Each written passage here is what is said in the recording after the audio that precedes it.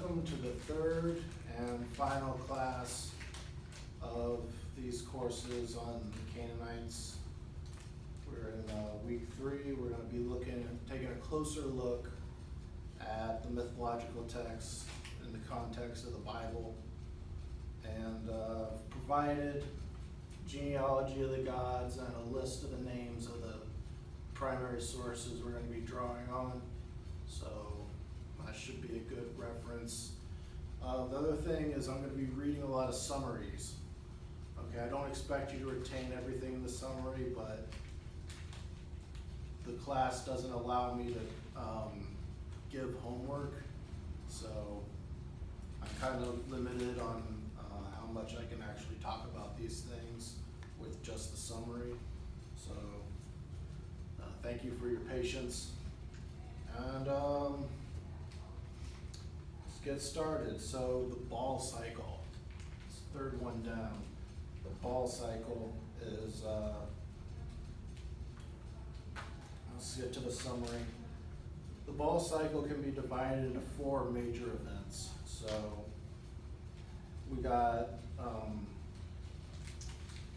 the conflict between Baal and Yam, the building of Baal's palace, and the conflicts between Baal and Mot, that's death, and the 4th, fragmentary episode between Baal and Anak. So first, conflict between Baal and Yam, which is the sea. El, the father of Baal, asked the craftsmen of the gods, Kathir Wahasis, to construct a palace for Yam, whose name translates to sea, so that he may be king in Baal's stead. Baal goes to war with Yam in a chaos comp, killing Yam and restoring the kingship as El had planned. Okay. Now, this battle against the sea frequently occurs in the creation myths of ancient Near Eastern people. For example, in the Bible, right at the opening in Genesis,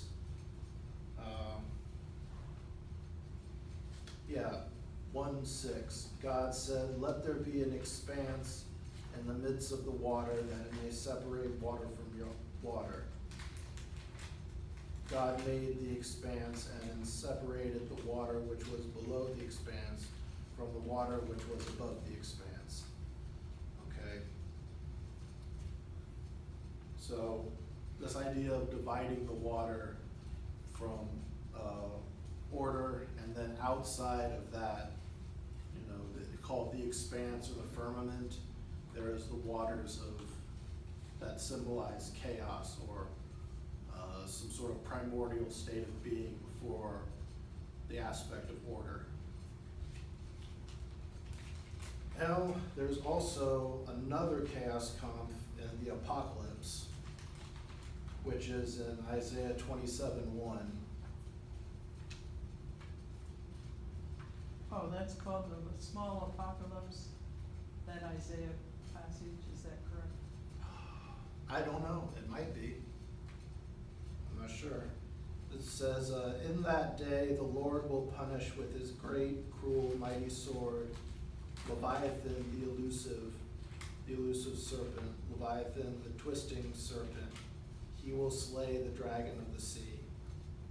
Okay, so there we have again the idea of a beast of chaos representing the primordial waters. In this case, the Leviathan. Okay. Now, whereas in Israelite religion, the chaos comps or struggle against chaos occur in the creation and the apocalypse. Further analysis of the Baal cycle shows that the Ugarites place their chaos comp in the agricultural cycle, so that it would play out over and over again as the crops grew and were harvested, etc., etc. other interesting things is that in Genesis, they use, there's the use of the word tahom to describe the deep and the Spirit of the Lord hovered over the waters and the deep, right, in Genesis 1. Okay? This word for deep is tahom. Okay? Tahom is etymologically related to the name Tiamat, Oh, which is a feminine dragon in the Babylonian text called the Enuma Elish. There is Tiamat who fights against Marduk for the kingship over the gods, who are the Anunnaki. Now this is interesting because it shows that Tiamat, who is later, her parts are used by Marduk to create the structures on the world, like the mountains and the rivers and these sorts of things. So this relationship right here shows that the idea of the deep and the idea of Tiamat are, in a sense, the same, because they're both primordial entities that are ordered by their conflict with the ordering principle, in this case Marduk, in this case Yahweh. And while we're on the subject, the ancient Egyptians had an interesting chaos conf too, which they put in their creation. The idea of this apocalypse of judgment comes from Zoroastrian religion, where they believed in the apocalypse and the final judgment. I'm not sure how their religion portrayed the chaos conf, struggle against chaos, but in Egypt, they had a water. This is my water, called the Noon. And the Noon was an infinite potential described as water. And from out of the Noon, in creation, there came the land, which I believe is Khepre. And then, of course, Ra rose above the land to give light to the world. And Thoth spoke the hieroglyphs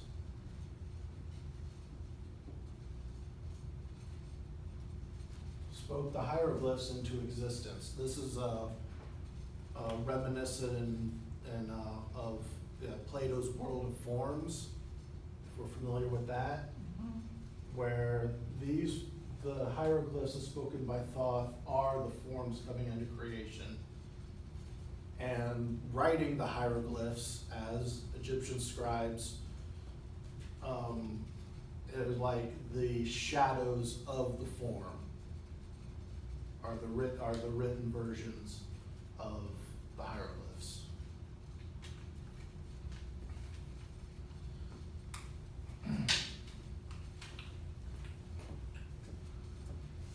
Second, the building of Baal's palace. After a long series of pillaging, Anat beseeches El on behalf of her brother Baal that he should have a palace on Mount Saphon, where Baal will control the weather, for example, rain, snow, thunder, lightning. After Baal confers the title of king of the gods upon himself because of his palace, he sends 2 of his soldiers to beseech the god of death, Mot, in the underworld, to devour the enemies of Baal at Baal's command. This is an act of pride that will result in his descent into the underworld for Baal himself and his resurrection and redemption for that pride. So some traces in there of the hero's journey. Of what? Of the hero's journey. So Baal tries to get Death to obey his commands, right? This is going to just anger Death and provoke him into battle. This third, the conflict between Baal and Mot. This section is particularly fragmentary. After Baal's soldiers return to relay Mot's message to Baal, he discovers that even after he has killed Lotan, which is the Ugaritic equivalent of Leviathan, Mot can still devour the world. What? I'm sorry. Oh, Lotan is the Ugaritic equivalent of Leviathan, but the context around where that word occurs in the tablet is extremely fragmentary, so it's unclear in what sense it's related to the Leviathan.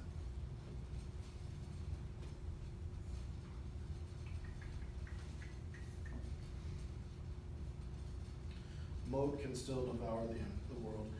The following section is fragmentary, but the speaker in the text urges Baal and his household to retreat to the mountains at the end of the world.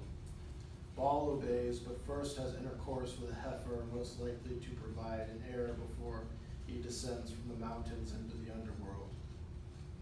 The gods mourn his disappearance before his corpse is retrieved by Anat and buried on Mount Zaphon with honors. After another break in the text, Anat does battle with Mot to restore Baal to life from the underworld. She wins and grinds up Mot's body with a millstone, scattering the remains over the earth.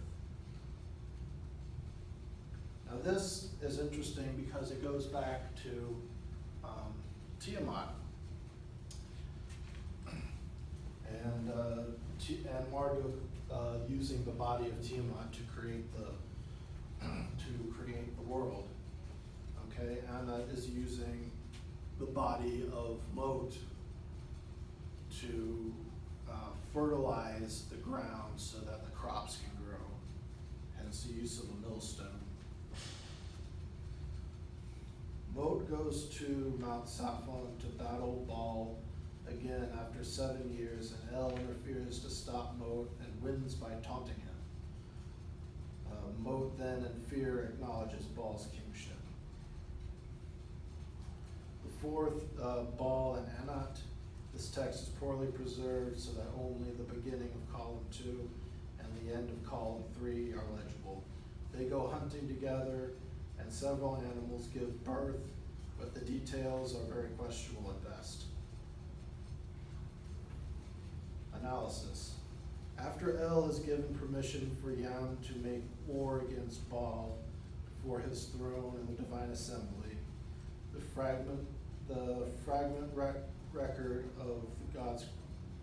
this fragmentary record of the god of craftsmanship, Kothar Wakasis, referring to Baal with the epithet, rider of the clouds, referring to the description of the Son of Man in Daniel 7:13-14.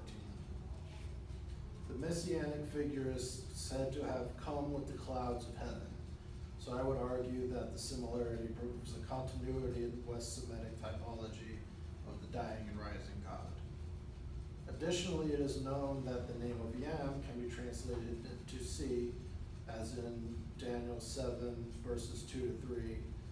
The four beasts representing the nations prophesied to ride and fall before the coming of the Son of Man are described as having emerged from the sea. There is another similarity between the Baal cycle and the apocalypse recorded in Daniel 7. And the title ascribed to Yahweh, the Ancient of Days, and the title ascribed to El, Father Shunem, which Ginsburg translates as Father of Years. So you've got the Ancient Days in the Bible. Father of Years is a translation of the word Shunem. The phrase Father Shunem, so Shunem must mean years. In the case of the Ancient of Days, even though his court elects to consign the four beasts to flames, Daniel 7:12 records that an extension of life was given to them for a time and a season, which allowed the ends of the three beasts to coincide with the beginning of the everlasting dominion heralded by the Son of Man. As for Father Shunem, the tablet records that El authorized the construction of a palace for Yam, who is referred to as his favorite son, and later on gave Yam permission to go to war against Baal for his throne. So there we have this a little bit of determinism to see that El is instigating these fights, instigating the fight between Baal and Yam. Thus, in the case of both of these principal deities, Yahweh and El, they are working to orchestrate and advance the conflicts by which their corresponding dying and rising gods are able to achieve their respective victories. Now,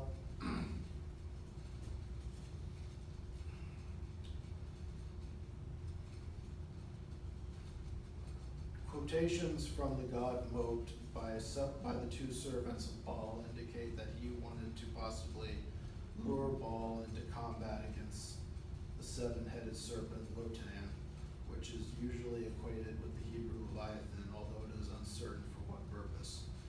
While in Mesopotamia, the beast of chaos motif has been confined to Tiamat and Ugarit, the mythological characters of Yam and Lotan, employ a more complex understanding of the chaos conf.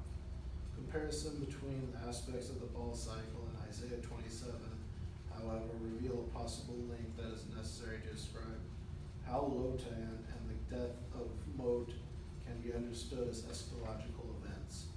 Isaiah 27:1 describes the event in the Eschaton in which Yahweh will slay the Leviathan with his sword, leading to some subsequent descriptions of battle and destruction. However, the end of the chapter, the theme changes to resemble the death of Mot as described in the Baal cycle. In this next scene, the goddess Anath takes up the slain body of Mot and uses it as a means of fertilizing the land, as the text read, with hand mill she grinds him, in the field she doth sow him. Thus she is preparing the last rituals necessary for Baal's resurrection. Returning to the Bible,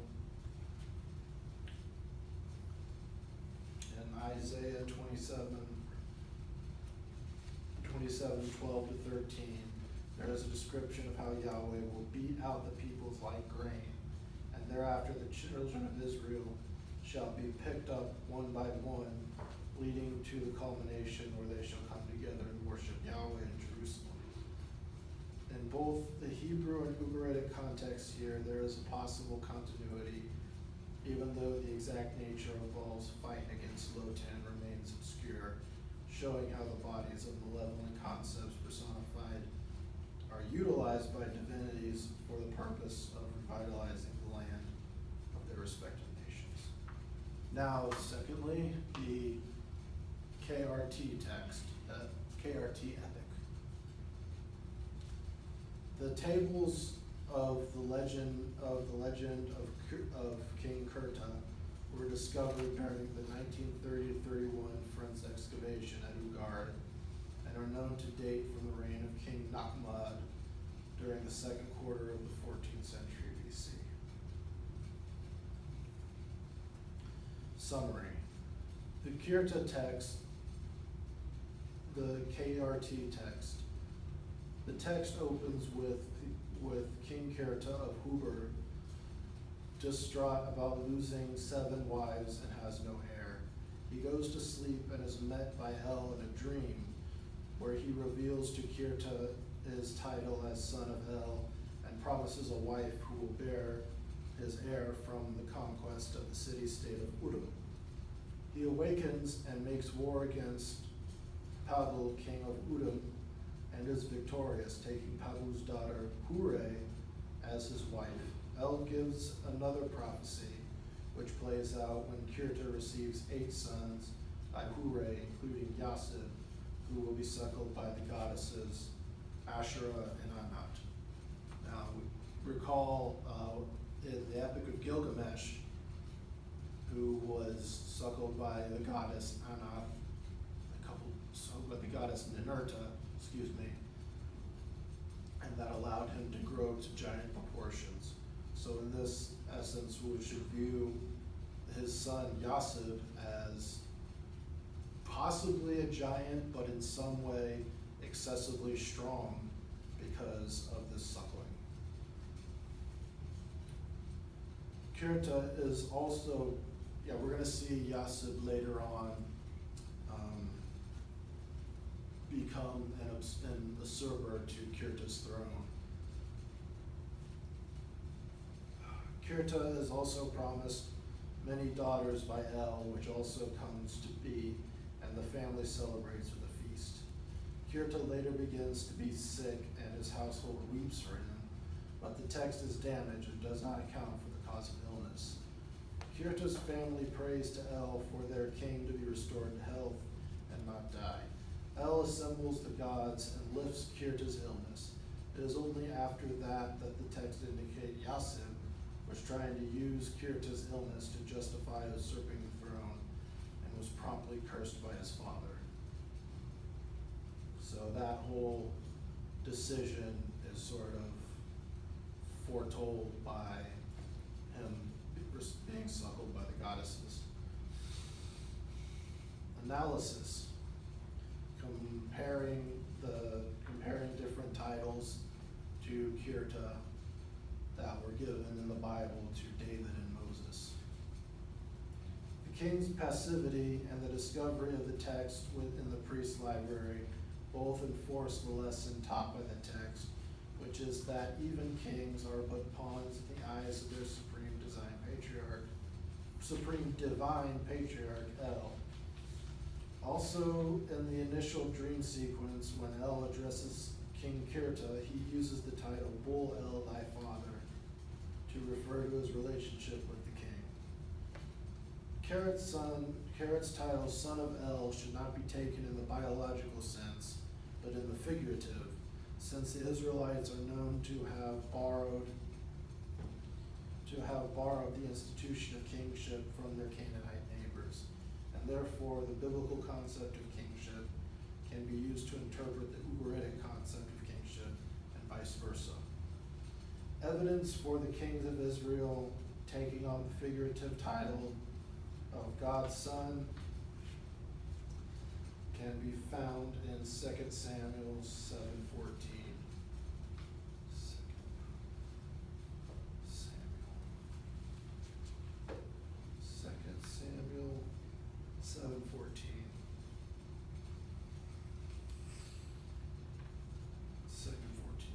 I will be a father to him, this is God speaking, and he shall be a son to me. When he does wrong, I will chastise him with the rod of men and the affliction of mortals. But I will never withdraw my favor from him as I withdrew from Saul. And it goes on after there. So this title can be used without any biological connotations.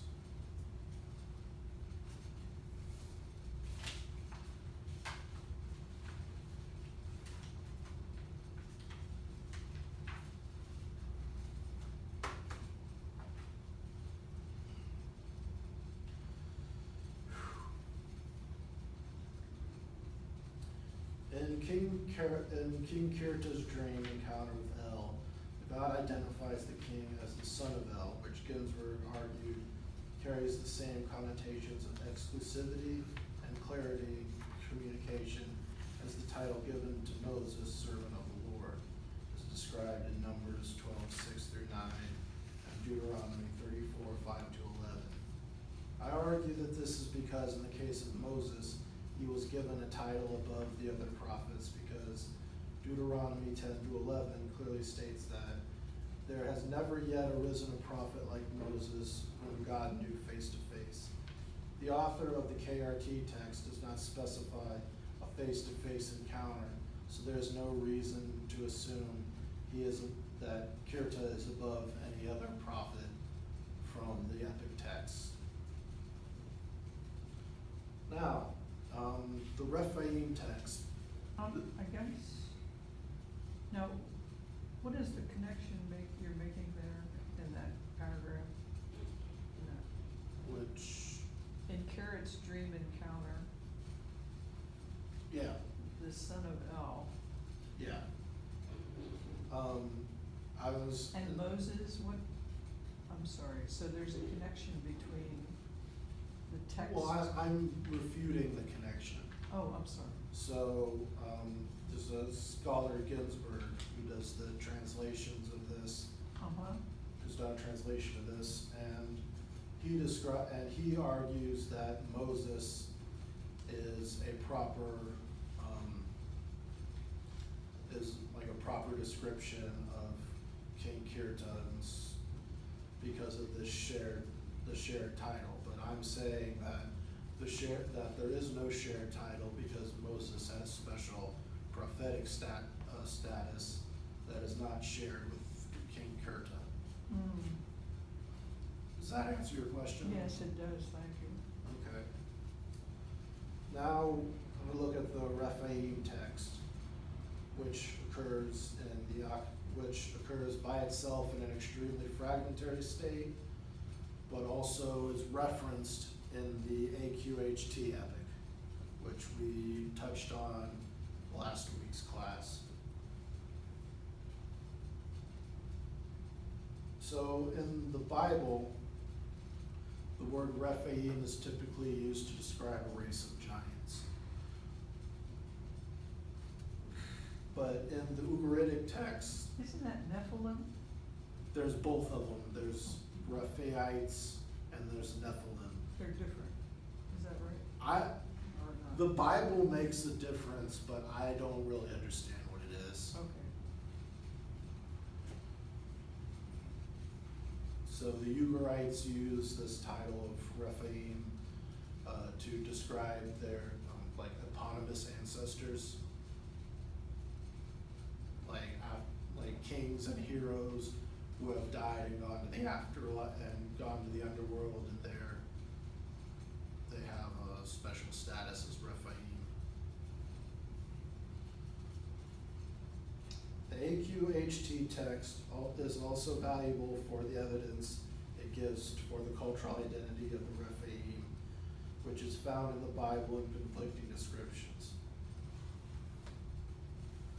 The debate over the exact nature of the Ugaritic ancestral cult in the Bronze Age has tended to center on the uses of the Ugaritic Rephaim in the existent literature and how they relate to sporadic occurrences of the Hebrew cognate Rephaim. Although many scholars differed as to what degree of similarity there is between these two words, there is a great deal of unambiguous examples which portray these spirits of the underworld as either royal or heroic, implying that the concept was unique and not applied to all dead ancestors. Still, the appearance of this kind of shared ancestral hierarchy in the Ugaritic concept of the afterlife marks an important transition from the smaller family-based cults of the Neolithic to the unification of multiple family cults under a shared divine ancestor in the Bronze Age. Okay, so we're looking at, if you recall earlier, when I was describing how population trends affect the burial types in Canaanite cities, I would argue that also the movement towards cult centers outside of the home shows that in the culture they had developed eponymous ancestors that were bringing the different families together so they could be unified by a common ancestor. could you spell that word? Oh, yes. Maybe it's,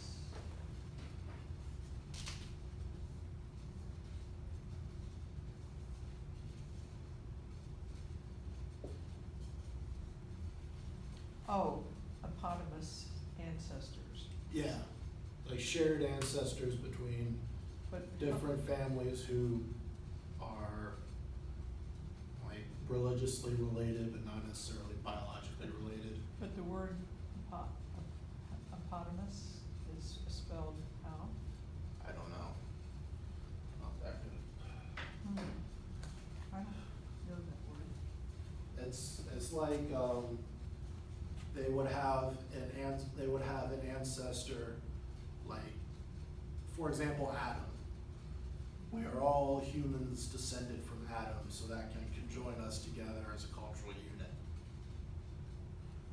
So this is saying that the people who represented the Rephaim maybe lost their exact names and places, may be lost to history, but there's still an eponymous ancestor that we can worship and gain contact with our other ancestors through that. Is that clear? Okay.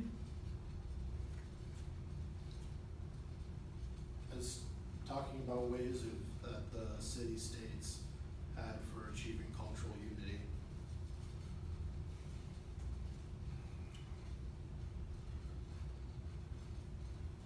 Still, the appearance of this kind of shared ancestral hierarchy in the Ugaritic concept of the afterlife makes an important transition. Yeah, I just read that. Daniel is also, this is Daniel, the protagonist of the Akkad text. Daniel is addressed several times as a man of the Rephaim, referring to a priest over the communal ancestors and heroes in the afterlife. In the Rephaim text, they are known as the warriors of Baal and Anat. They also feast with El on 2 occasions, but the circumstances are too fragmentary. That's the Rephaim text. It's a very small, fragmentary text. Now, talk about some more etymology.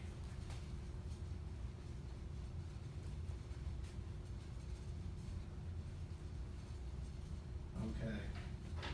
So, Rephaim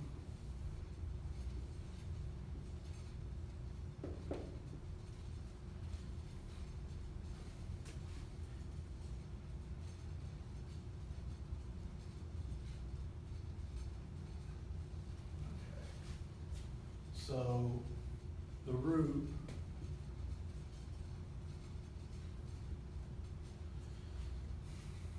let's see, what did I say?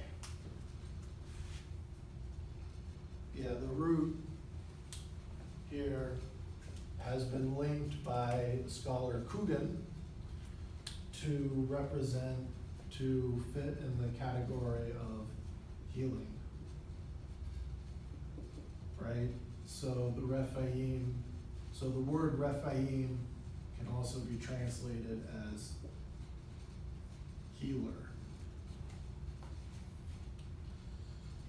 This is why Coogan, who's Coogan, in his alternate translation of the Rephaim text and the AQHT text, he changes all mention of the Rephaim to either healer or healer's man.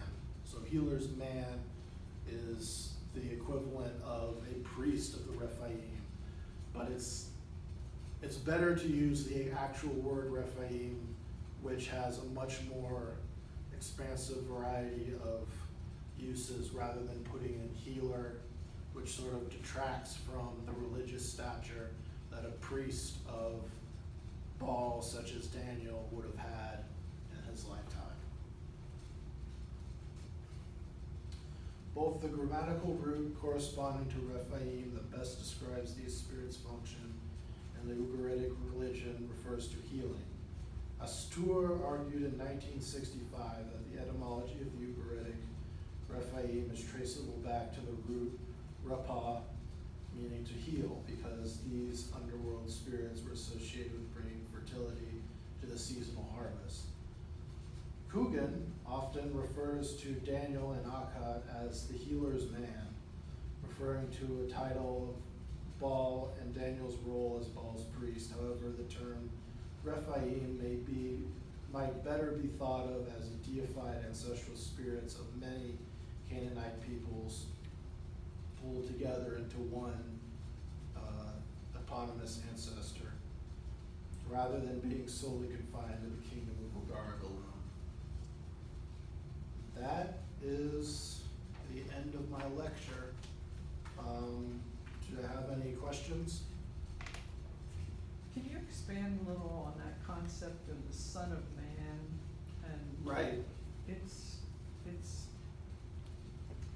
both its meaning and its derivation or connection across cultures, or? The Son of Man is an apocalyptic figure. So, and what's it? Ezekiel is often referred to by God as the Son of Man. I think it occurs in Ezekiel like 90 times, some extreme number like that. Jesus often refers to himself as the Son of Man, implying the, apocalypse in his lifetime, the judgment and all that.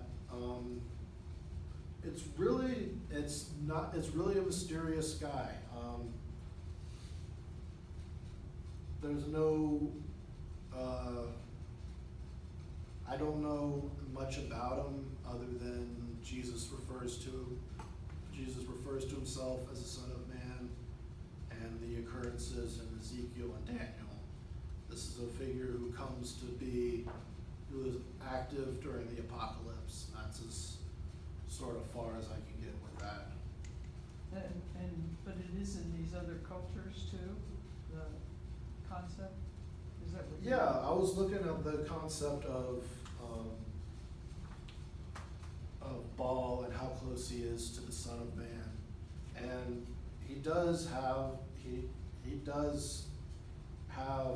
this battle with Yam and the Son of Man, and in the Apocalypse of Daniel 7, the Son of Man faces this beast which is representing of several foreign dominions that will conquer Israel.